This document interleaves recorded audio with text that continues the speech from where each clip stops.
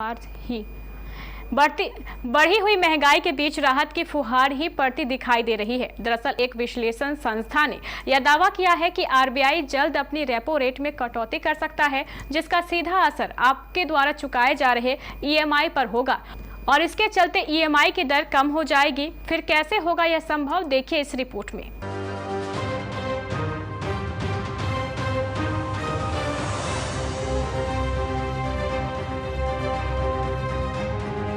अगर आप महंगी ईएमआई से परेशान हैं तो आपके लिए एक खुशखबरी है।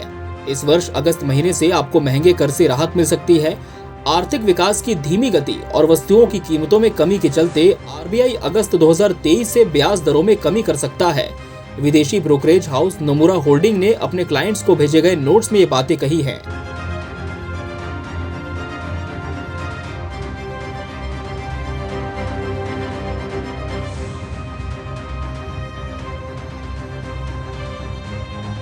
सोनल वर्मा की अध्यक्षता में नोमुरा के अर्थशास्त्रियों ने लिखा है कि 2023 में वैश्विक कारणों के चलते भारत की आर्थिक विकास की रफ्तार धीमी पड़ सकती है और विकास दर घटकर 4.5% के लेवल पर रह सकती है, जिसके चलते 2023 की दूसरी छमाही में भारतीय रिजर्व बैंक को ब्याज दरों में कटौती करने का फैसला लेना पड़ सकता है।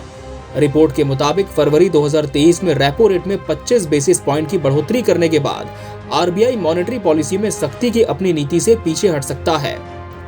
पिछले साल भी नोमुरा ने बढ़ती महंगाई के मद्देनजर सबसे पहले आरबीआई की सख्त मॉनेटरी पॉलिसी की भविष्यवाणी की थी, जिसके बाद आरबीआई ने 5 बार रेपो रेट में बढ़ोतरी कर उसे 4% से बढ़ाकर 6.25% कर दिया था।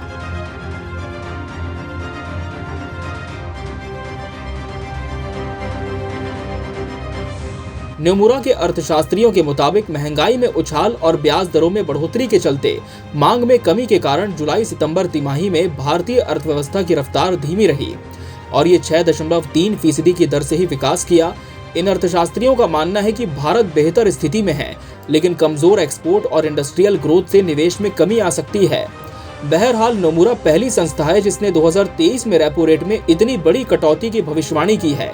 नोमुरा का मानना है कि आरबीआई अपनी पॉलिसी रेट को 6.50% से घटाकर 5.75% कर सकता है। गोल्डमैन सैक्स ने भारत को लेकर अपनी आउटलुक रिपोर्ट में कहा है कि अक्टूबर-दिसंबर के बीच 25 बेसिस पॉइंट रेपो रेट में कटौती हो सकती है।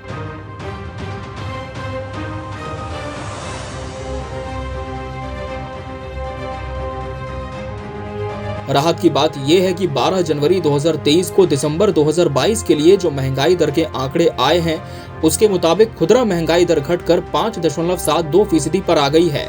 खाद्य महंगाई में गिरावट आई है। महंगाई दर आरबीआई के टॉलरेंस बैंक 2 से 6% के बैंड में आ गई है, जो 7% के ऊपर थी।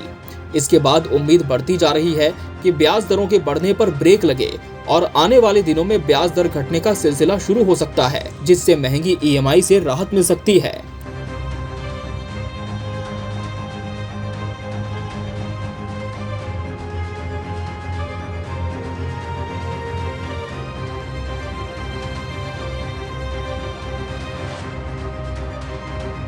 Bureau report, KBC news.